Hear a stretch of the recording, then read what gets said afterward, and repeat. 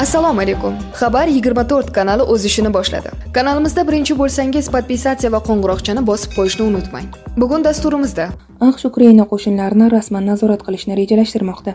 Toshkentda 5 balli magnit bo'roni bo'lishi kutilyapti. Biz bilan hazillashishga hech kimning haqqi yo'q. Qodirov. Ukrainada tinch aholi kolonnasi raketa hujumiga uchradi. Endi esa shu va boshqa xabarlar tafsiloti bilan batafsil Xabar 24 kanalida kuzatib borishingiz mumkin. Aziz yurtdoshlar, Sankt-Peterburg, Toshkent, Moskva, Toshkent, Moskva, Sankt-Peterburg, Krasnodar, Novosibirsk yo'nalishlarida avtobus va mikroavtobus qatnovlari yo'lga qo'yildi. Isroiljon Ziyodaxon. Murojaat uchun telefon nomerlarimiz ekraningiz pastida joylashgan. Andijon viloyati, Andijon shahri 1-sonli viloyat perinatal markazidagi holat. Shifokorlar qon ketishi tahlili bilan operatsiyaga tayyor onani vaqtida operatsiyaga olib kirmaganligi, asossiz 3 soatga kechiktirilganligi sabab yangi sog'lom tug'ilishi kutilayotgan chaqaloq nobud bo'ldi. Mutasaddilardan tegishli chora ko'rilishini va tez orada bu masalaga oydinlik kiritilishini iltimos qilib qolamiz. Ukrainada tinch aholi kolonnasi raketa hujumiga uchradi. Ukrainaning egallab olingan hududiga chiqish-kirish uchun transport vositalari va fuqarolarning to'planish nuqtasiga raketa zarbalari amalga oshirilgan. Bu yerda o'z qarindoshlarini kuzatib ketayotgan tinch aholi vakillari bo'lgani aytilmoqda. Gumanitar karvon o'qqa tutilishi natijasida Zaporojye shahridagi shifoxonalarga 62 kishi yotqizilgan. Ularning ahvoli aniqlanmoqda deya xabar berdi viloyat politsiyasi. Ayni paytda Ukraina bosh prokuraturasi 25 kishi halok bo'lgani va 50 ga yaqin kishi jarohatlangani haqida xabar bergan. Prezident Vladimir Zelenskiy so'nggi 24 soat ichida Ukraina shaharlari ommaviy va shafqatsiz o'qqa tutilayotganini qayd etdi. Biz bilan hazillashishga hech kimning haqqi yo'q. Qodirov. 30-sentyabr kuni Kreml, Donetsk va Lugansk xalq respublikalari, Xerson va Zaporojye viloyatlarining Rossiya tarkibiga qo'shilish haqidagi kelishuvlarni imzolash marosimi bo'lib o'tdi. Ushbu marosimdan so'ng Checheniston rahbari tezkor bayonot berdi. Biz nihoyat TXRni, shuningdek, Xerson va Zaporojye yo'nalishlaridagi hududlarni ozod eta olamiz. Bu bizning hududimiz. Biz bilan hazillashishga hech kimning haqqi yo'q, deydi Qodirov. AQSh Ukraina qo'shinlarini rasman nazorat qilishni rejalashtirmoqda. Pentagon Germaniya g'arb davlatlarining Ukrainaga harbiy yordam ko'rsatish bo'yicha sa'y-harakatlarini muvofiqlashtiruvchi qo'mondonlik markazini yaratishga tayyorlanmoqda. Bu haqda New York Street Times gazetasi AQSh ma'muriyati manbalariga tayanib xabar berdi. Markazning vazifalari AQSh va uning ittifoqchilari tomonidan Ukraina harbiylarini tayyorlash va qo'llab-quvvatlash kiradi. Ushbu g'oya NATOning Yevropadagi ittifoqchi kuchlari qo'mondoni general Kristofer Kavalinga tegishli. Markaz AQSh armiyasining Yevropa va Afrikadagi qo'mondonligi allaqachon joylashgan Ispadenda bo'lishi rejalashtirilgan. Missiyaga 300 ga yaqin kishi jalb qilinadi. Ta'kidlanishicha, hozirda AQSh mudofaa vaziri va uning maslahatchilari Kavalining taklifini o'rganmoqda. Biroq Pentagon va Oq uy bu g'oyani oldindan qo'llab-quvvatlagan. Toshkentda 5 balli magnit bo'roni bo'lishi kutilyapti.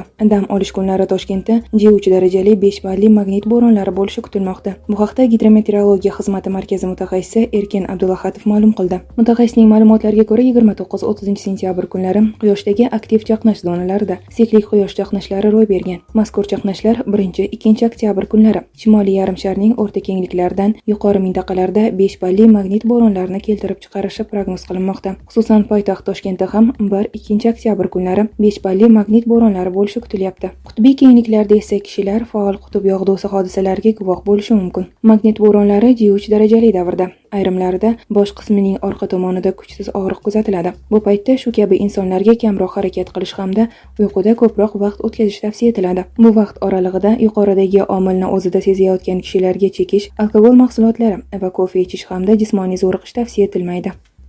Putin zamonaviy Ukrainani aynan Rossiya yaratganini aytdi. Aynan Rossiya zamonaviy Ukrainani yaratib u yerga muhim hududlarni, Rossiyaning tarixiy hududlarini aholisi bilan birga o'tkazdi, dedi Putin. Bugun haqiqat va adolat kuni. Maxsus operatsiya davomida jangchilar Donbassni qahramonlarcha himoya qiladi. Biz yangi hududlar va ularning xavfsizligini qo'llab-quvvatlash uchun hamma narsa qilamiz. Biz kuchlimiz, chunki biz birgamiz. Haqiqat orqamizda. Haqiqatda esa kuch bor. Rossiya yuragini ochadi. Uyga xush kelibsiz. Sovuq ob-havoga tayyorlanamiz. Oktyabr oyida O'zbekiston aholisi uchun yog'ingarchilik va -1 darajagacha sovuq bo'lishi kutilmoqda. O'zgidromet kelgusi oktyabr oyida ob-havo ma'lumotlarini e'lon qildi. Kechasi 0-13, kunduzi 10 darajadan 23 darajagacha o'zgarib turadi. Oy davomida sovuq bo'lishi mumkin va yomg'ir yog'ishi ehtimoli katta. Hozir biz Ukrainani NATOga qabul qila olmaymiz. NATO bosh kotibining asosiy bayonotlari. NATO Rossiyaning Ukraina hududini anneksiya qilishni qoralaydi, biroq alyans mojaro tarafdori emas. Donbass, Zaporojye va Xerson viloyatlarining Rossiya Federatsiyasi tarkibiga kirishi NATOning Ukrainani qo'llab-quvvatlash qarorini o'zgartirmaydi. Har bir demokratik davlat NATOga murojaat qilish huquqiga ega, ammo qaror alyansga a'zo barcha mamlakatlarning konsensusi asosida qabul qilinadi. Hozir biz Ukrainani NATOga qabul qila olmaymiz. Agar Rossiya jang qilishni to'xtatsa, urush tugaydi. Agar Ukraina jang qilishni to'xtatsa, Ukraina mavjudlikdan to'xtaydi. Avvalroq Vladimir Zelenskiy Ukraina NATOga tezlashtirilgan tarzda a'zo bo'lish uchun ariza topshirayotganini ma'lum qilgani haqida xabar bergan edik.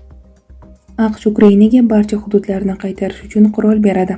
Bayden. NATO ham 21:30da Rossiyaga qarshi bir necha misli ko'rilmagan bayonotlar bilan chiqdi. G'arb Rossiyani yo'q qilish uchun imkon qidiryapti. Putin. G'arb Rossiyani zaiflashtirish va yo'q qilish uchun yangi imkoniyat qidirmoqda. Bunday hudud va resurslarga ega davlat borligi ularga tinchlik bermayapti. Rossiya prezidenti Vladimir Putin 30-sentyabr kuni Ukrainaning Donetsk, Lugansk, Xerson va Zaporojye viloyatlari Rossiyaga qo'shilib, amalda anneksiya qilingani haqidagi kelishuvni imzolash oldidan so'zlagan nutqida shunday fikr bildirdi. Uning qayd etishicha, 1991-yilda G'arb Rossiya zarbalariga dosh bera olmay, o'z-o'zidan parchalanib ketishiga umid qilgan, biroq mamlakat omon qolgan va jonlangan. Shuning uchun G'arb shu vaqtgacha qidirdi va bizga zarba berish azaldan orzu qilinganidek Rossiyani zaiflashtirish va yo'q qilish uchun yangi imkoniyat izlashda davom etmoqda. Davlatimizni parchalab, xalqlarni bir-biriga qarama-qarshi qo'yish, ularni qashshoqlik va yo'q bo'lib ketishga mahkum qilishini. Dunyoda shunday ulkan davlat borligi, uning tabiiy boyliklari, resurslari, birovning buyrug'iga ko'ra yashamaydigan xalqi borligi ular uchun tinchlik bermayapti, deydi Putin. O'zbekiston oltin sotish bo'yicha dunyoda 5-o'rinni egalladi. O'zbekiston Markaziy banki yil boshidan eng ko'p oltin sotib olgan davlatlar qatorida dunyo bo'yicha 5-o'rinni egalladi. Birgina avgust oyida mamlakat oltin zaxirasini 9 tonnaga oshirgan. 2022-yilning 8 oyida eng ko'p oltinni Turkiya Markaziy banki sotib olgan, 84 tonna. Avgust oyida Turkiya ham 9 tonna oltin sotib olgan. 8 oyda tilla sotib olish bo'yicha yetakchilar qatorida Misr, Iroq, Hindiston, O'zbekiston va Qatar ham bor. Yil boshidan beri eng ko'p oltin sotish bo'yicha Qozog'iston mutlaq yetakchi bo'lib turibdi, 28 tonna. Shuningdek, Filippin, Germaniya, Rossiya va Mo'g'uliston ham oltin sotgan. AQSh Rossiyani anneksiya uchun jazoladi. Amerika Qo'shma Shtatlari Rossiya Ukrainaning 4 viloyatini anneksiya qilgani munosabati bilan rasmiy Moskvaga nisbatan sanksiyalar ro'yxatiga Rossiya Federatsiyasi Xavfsizlik kengashi rahbari o'rinbosari Dmitriy Medvedev, bosh vazir Mixail Mishustin va mudofaa vaziri Sergey Shoiguning qarindoshlarini kiritdi. Bu haqda AQSh Moliya vazirligining 30-sentyabr kuni tarqatgan bayonotida aytiladi. AQSh Rossiya bosh vaziri o'rinbosari Aleksandr Novak, Rossiya Federatsiyasi Markaziy banki rahbari Elvira Nabiulina va uning birinchi o'rinbosari Olga Skorobogatovani ham sanksiyalarga kiritdi.